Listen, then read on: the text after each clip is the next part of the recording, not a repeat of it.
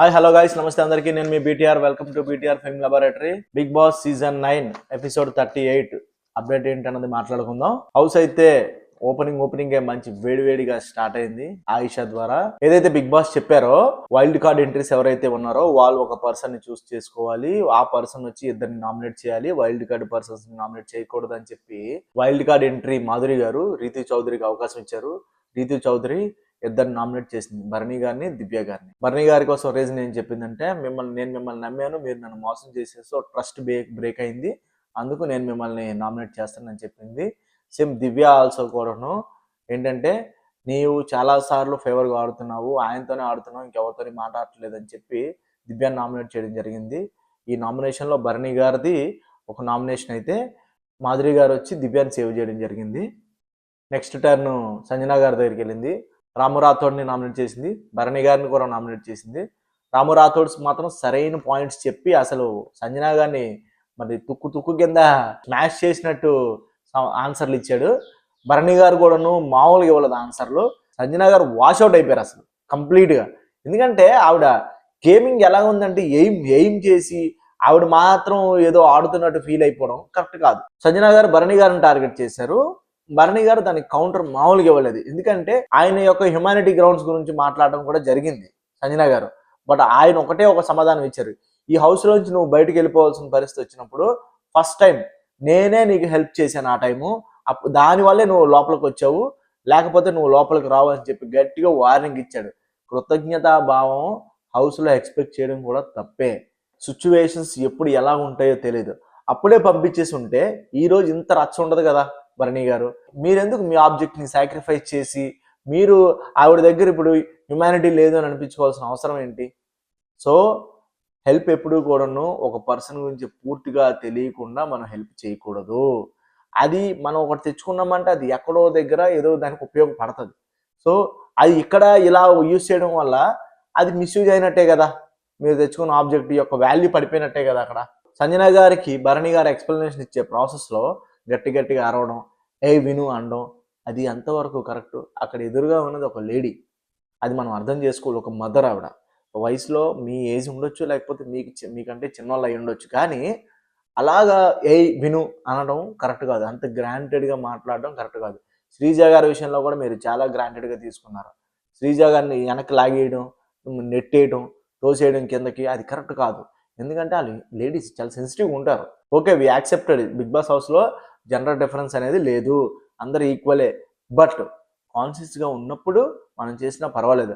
ఆవిడ ఏంటంటే ఆవిడ ఎమర్పాట్లో ఉన్నప్పుడు శ్రీజ మీరు టప్పని లాగేయటం అది కరెక్ట్ కదా. ఆవిడకి ఏదైనా ఇంజురీ అయితే మీరు ఏమన్నా చేస్తారా? బిగ్ బాస్ హౌస్ కదా, దానికి రెస్పాన్సిబిలిటీ తీసుకోవాల్సి వస్తుంది. ఇంకా తనుజ విషయానికి వస్తే తనుజ కంప్లీట్గా చేంజ్ అయిపోయింది. బాగా డ్రాస్టిక్ ఎమోషన్స్, రిలేషన్షిప్స్ మధ్యలో ఉండి నలిగిపోయి కొట్టుకొని అందరిని ఇబ్బంది పెట్టి ఆవిడ ఇబ్బంది పడిపోయే పరిస్థితి నుంచి ఇప్పుడు చాలా మెచ్యూర్డ్గా కనిపిస్తుంది. ఆవిడ ఫేస్ ఒక రగ్గుడ్ లుక్ కనిపిస్తుంది. ఆ సెన్సిటివిటీ, ఆ క్యూట్నెస్ అన్నీ ఎవాపరేట్ అయిపోయినాయి. ఓన్ ప్యూర్ సోల్ లా కనిపిస్తుంది. ఇప్పుడు ఆవిడ ఆట ఆడే విధానం మనకు బాగా నచ్చుతుంది. ఎందుకంటే ఎప్పుడు ఒకరు ప్యాంపరింగ్ అనేది మనం ఎక్స్పెక్ట్ చేయకూడదు. ప్యాంపరింగ్తో చాలా ప్రాబ్లమ్స్ వస్తాయి. మనం ప్యాంపరింగ్ ఎక్స్పెక్ట్ చేస్తున్నామంటే ఇరిటేట్ అవుతుంటారు మన వల్ల. ఏంటి నేను బతిమాలుకోవాలా, నేను పిలవాలా, నేను బుజ్జగించాలా అని చెప్పి. సో భరణి గారిని తనుజ సార్ అని పిలవడం మొదలుపెట్టింది. ఫాదర్ అనే ఎమోషను వెళ్ళిపోయి ఇప్పుడు కంప్లీట్గా సార్ అనే దగ్గరికి వచ్చింది. మంచిదే అది. యాక్చువల్గా హౌస్లో ఎమోషన్స్ అనేవి, రిలేషన్షిప్స్ అనేవి పెట్టుకోవడం కరెక్ట్ కాదు. ఏంటి నాన్న సార్ అని పిలవలేరా? లేకపోతే భరణి గారని పిలవలేరా? వయసులో పెద్దోళ్ళు అయితే భరణి గారని పిలవండి, వయసులో చిన్నోళ్ళు అయితే భరణి అని పిలవండి. తప్పేంటి? పేరు పెట్టింది పిలవడానికే కదా. ఈ గార్లు, ఏవండిలు ఇవన్నీ మనం యాడ్ చేసుకున్నాం రెస్పెక్ట్ కొద్దీ, ఓకే గుడ్. బట్ నాన్న, అన్న, తమ్ముడు ఇవి హౌస్లో కరెక్ట్ కాదు కదా. బయట ఎప్పుడు కూడా ఏవి కరెక్ట్ కాదు. మన ఇంట్లో ఓకే, మన ఇంట్లో మన ఎమోషన్స్ కాబట్టి, మనం రిలేషన్స్ కాబట్టి, మన బ్లడ్ రిలేషన్ కాబట్టి ఓకే, నో ప్రాబ్లం. చూస్తూనే ఉన్నాం ఆయిషా గారు ఫుల్ అటాకింగ్ మోడ్లో ఉన్నారు. మామూలుగా కాదు, ఆవిడ వచ్చి గేమ్లో హీట్ అమాంతంగా పెంచేశారు. ఆవిడ స్టేట్మెంట్స్ ఎలాంటివి ఇస్తున్నారంటే ఈ హౌస్లో ఫినాలే వరకు వెళ్ళాలంటే కనుక ఒక ఫాదర్ ఎమోషన్, ఒక బాయ్ ఫ్రెండ్ ఎమోషన్, ఒక అన్నయ్య ఎమోషన్ పెట్టుకుంటే చాలు, ఫినాలే వరకు వెళ్ళిపోవచ్చు అనే థాట్లో ఉన్నారు చాలామంది. బయటకు కూడా అదే కనిపిస్తుంది. ఈ సీజన్ 9 అంటే ఫ్యామిలీ డ్రామా అని చాలా క్లియర్గా కనిపిస్తుంది అని చెప్పి ఆవిడ పెద్ద స్టేట్మెంట్ ఇచ్చారు. ఇప్పుడు ఆ స్టేట్మెంట్ నుంచి బయటకు రావాలంటే ఎంత కష్టపడాలి మీరందరం? ఇది ఆ విషయం ఎవరికి హౌస్లో ఉన్న వాళ్ళకి తెలియదు. కళ్యాణ్ కెప్టెన్ అవ్వడం వల్ల బిగ్ బాస్ కళ్యాణ్కి ఒక ఆఫర్ ఇచ్చాడు. నువ్వు ఎవరినైనా సరే డైరెక్ట్గా నామినేట్ చేయొచ్చు, నో రీజన్స్ అని చెప్పాడు. సో కళ్యాణ్ రాము రాథోడ్ నామినేట్ చేయడం జరిగింది. రాము రాథోడ్ నామినేట్ చేస్తే ఏమొస్తుంది? అంత వీక్ పర్సన్ ఎందుకు? నువ్వు టార్గెట్ చేయాల్సింది బాగా ఆడిన వాళ్ళని, ఆ వాళ్ళతో ఎలా డిఫెండ్ చేసుకోవాలి, వాళ్ళని ఎలా నామినేట్ చేయాలి, వాళ్ళకు పాయింట్స్ ఎలా చెప్పాలి, వాళ్ళని ఎలా కన్ఫ్యూజ్ చేయాలి, అది కదా important. Ramu Rathod very emotional guy, very sensitive guy. తను ఏంటంటే ఒక చాలా ఇన్నోసెంట్. అతన్ని ఎందుకు టార్గెట్ చేయాల్సిన అవసరం? అసలు ఆ గేమ్లో తప్పు చేసింది మీరు. సంచాలకుగా ఆయన ఏం చేస్తారు? గేమ్ ఎవరికి అర్థం కాలేదు అక్కడ.